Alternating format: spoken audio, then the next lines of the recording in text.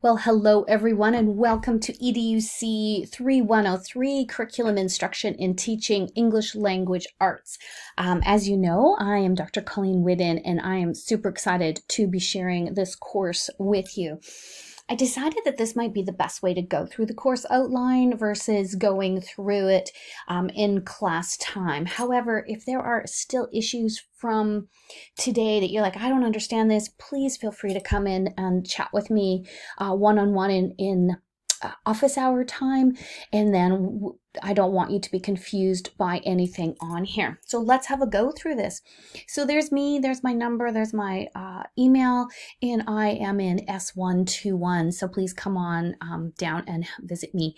There are my office hours, but I'm pretty much around a lot of the time. So if it's not office hours and you really need to chat, please, again, come on in. Here is the calendar description. I'm going to leave that to you to read through. There is no required textbook for this course. However, I will be putting out a reading list, usually a couple weeks ahead of time. And so the readings are super important that you do ahead of time, so that when we get into class, you have an idea of the concepts, because there are so many crucial concepts that you don't want to wait until you're hearing them in class for the first time, because what we want to do is we want to engage with those particular concepts. Okay. If you are interested, these are some amazing books. Robin Bright's 2021 publication. Berkins and Yates, Shifting the Balance, and Schwartz's Better Reading Now. There's three substantial books. However, those are not required. They're definitely recommended. Okay. As I talked about in my introduction about elk water, I talked about the teacher quality standards, and our courses are based on teacher quality standards as well as program requirements, as well as MRU and MHC program requirements. So these are course objectives linked, here we go, to the Alberta Teacher Quality Standard, TQS. So I again am going to implore you to have a read through these. What it'll show you is the basis of, it's that backwards design. It's the basis of what this course is about. So I'm going to leave that with you to read. Here are the specific MRU. Good, no backups for 16 days. Goodbye. These are the specific MRU MHC learning objectives, and you will see these on your, specifically on your practicum supervision evaluation. And so we link them into your courses, and we link them into your practicum supervision, your practicum experience. Okay, so I'm going to leave those with you instead of just reading them verbatim to you. Here is a detailed course content, topics, and sequencing. This is always a bit subject to change. However, the due dates I'm pretty good at keeping, so you can write those. You can write those down. Now you know what something will happen, and I'll have made a mistake. But these due dates are pretty much set in stone, because it is a condensed course, and we don't have a lot of time to really change things. So right now, you are going to be getting a couple YouTube links from me, and we will jump right into planning for ELA and ideas for teaching ELA. We will again look at those next week on September 12th, as we'll then sort of get into a little bit more of the, what does this actually look like in discussion, and a little more hands-on there. We're going to look at some pedagogy. We're going to then go through the pillars of teaching literacy and that correspond to the Learn Alberta program of studies. So we're going to look at phonics, we're going to look at vocab, we're going to look at inclusion and differentiation, fluency, comprehension, foundations of writing, conventions, and assessment, and oral language. So pretty much those terms I think you have an idea of. The due dates, you do have an assignment coming up September 19th, so I would get going on that fairly quickly. It will correspond to these two lectures. So you might want to wait to really start writing it until the lectures are over, but have a look so that you know what the assignment is. This is our community classroom assignment that is linked with your math and your science class, and it's super fun. It has 4 parts, which makes it look big, but each part is quite manageable. So we will be doing that, and you might see sometimes when it says like Thursday, that's because we're working collaboratively, Laura Lee, Jason, and I. So sometimes these things will be due in Jason's class, sometimes they'll be due in Laura Lee's class, sometimes they'll be due in my class. So if you see a Thursday or a Wednesday, don't be confused by that. You'll just hand it in a different class time. So you have the assignment 2 takes up a few of these weeks for due dates, as well as you have October 17th, you have the lesson plan assignment due, so don't forget that. It sneaks in there at the bottom of the page. Assignment 4, year planning, and then assignment 5 is a good old interview. I'm going to explain each of these assignments in a particular link so that you can either listen to all of them all at once, or you can just listen to one at a time. If listening to all of the assignments at one time overwhelms you, just listen to the first maybe 1 or 2 and then leave the rest for a little bit later. Okay, instructional techniques. It will consist of lectures, discussions, student teaching, small group work, and experiential learning.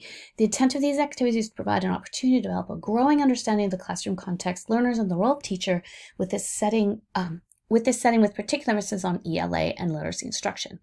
Assigned readings are integral to class activities, and to maximize benefits for discussions and lectures, essential that assigned readings be completed. Again, in a condensed term, it's condensed, and so doing the readings ahead of time is really, really important. Also, class attendance and participation is both necessary and required. As pre-service teacher, you're expected to contribute collegial learning in our classes. This includes full participation, class discussions, and group work. I know you've been waiting for these education courses, so participate, put in ideas, toss around ideas, take risks, make some mistakes. That's what this is about. Okay. Let's jump into some grade assessment, because I know this is always a little bit of the So these are a little bit more specific about each of the assignment. There are no tests, which is why there are so many assignments, but there are no multiple choice tests, no midterms, no finals. This one is basically a good old academic paper. I want you to individually write a 1,000-word, 4-page paper, nothing too crazy, on the foundational ideas of teaching ELA. Okay. It's 15% of your final grade. This is the community classroom integrated assignment, which I'm going to talk at length about in a different link. So I'm going to just leave this here. But again, there are 4 parts. It's a combination of group work and individual work. So part A is group, part B is individual, part C is group work, and part D is individual. And there are various due dates there. Lesson plan, you're going to create, teach, and reflect on one ELA lesson plan, not a whole bunch, but just one. So I think quite doable and quite will set you up to go into your practicum. Year plan assignment or your long range planning assignment. I love this assignment. I find that students, once they've done this assignment, they kind of go, oh, that's the big picture that I've been missing. And so we will look at all the curriculum, all the program of studies, all of those skills and procedures, and go through how are we actually going to teach these. And this is one of my favorite.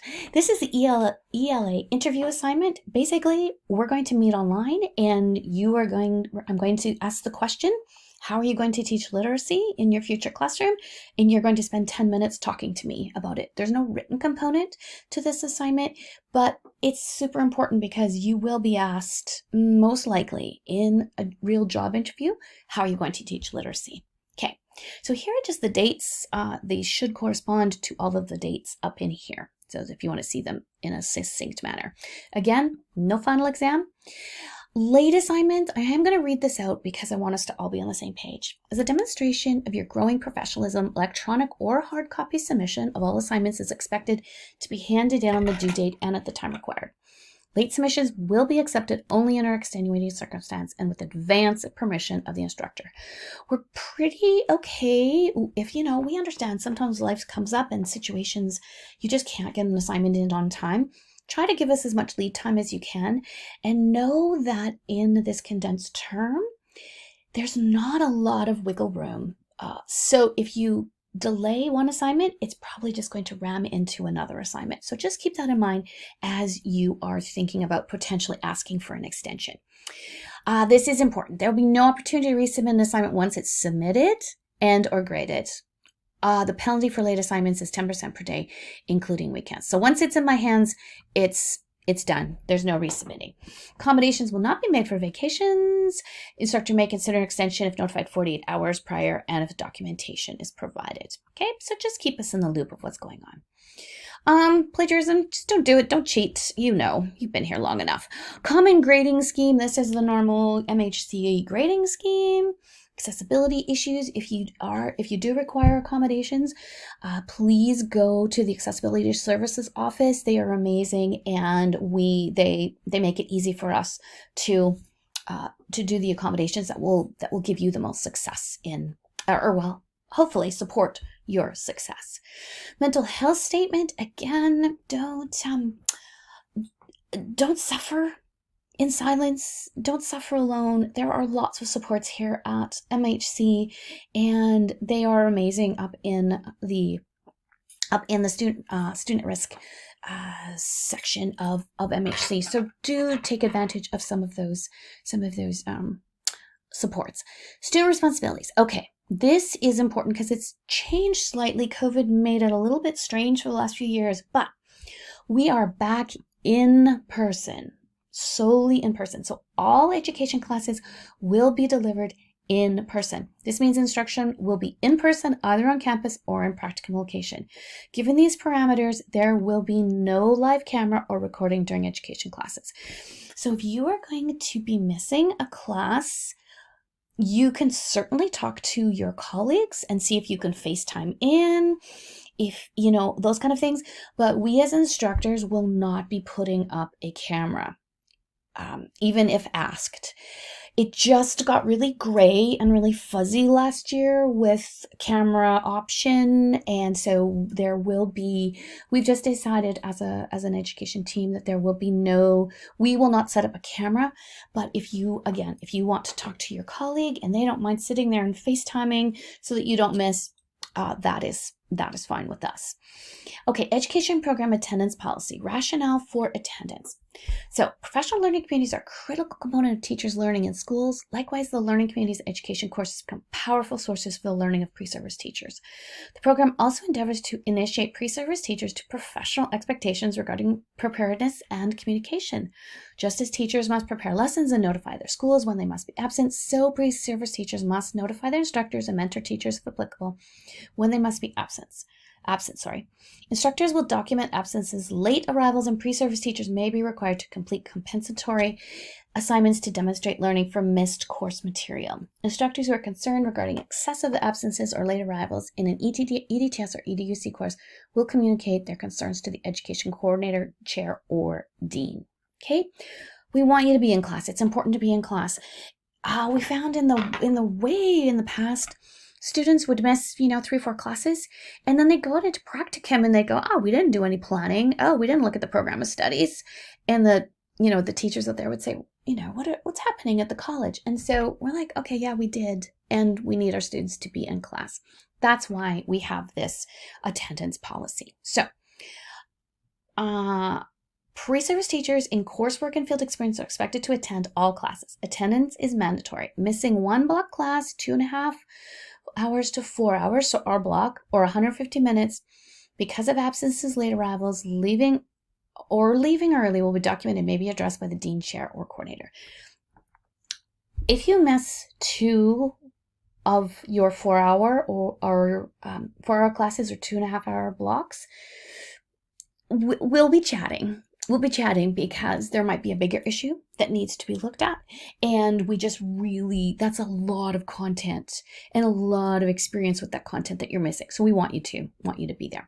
Okay, I am going to leave these number 1 through through 7 with you to read, I do want to look at number 8 because this is a new one.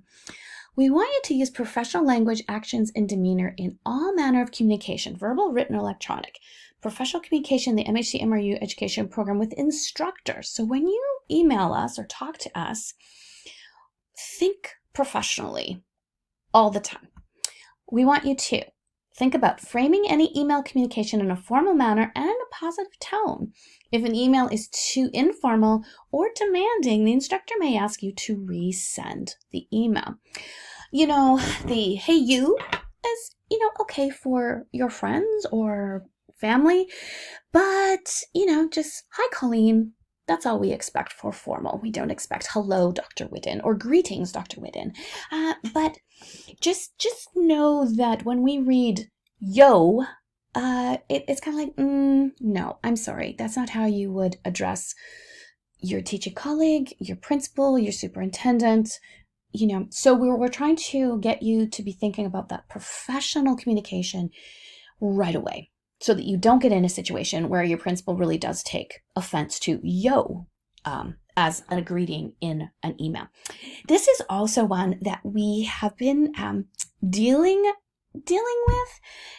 We deal with this a couple times every year, and we just thought it was important to put on the course outline.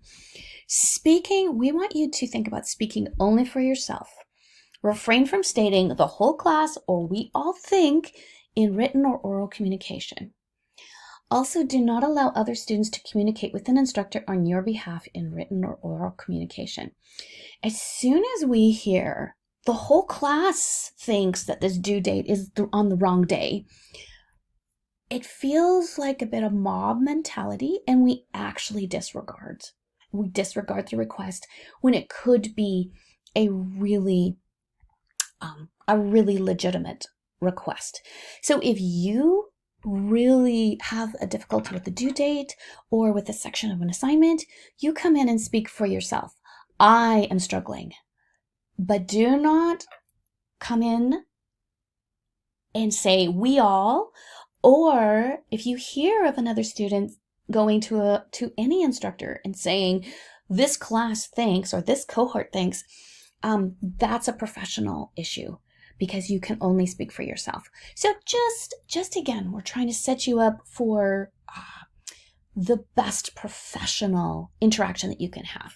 Okay, and this is faculty support. This is what we will do for you. So have a look at that as well. Okay, that is your course outline. Again, I'm going to be giving you individual assignment links, so have a go at those.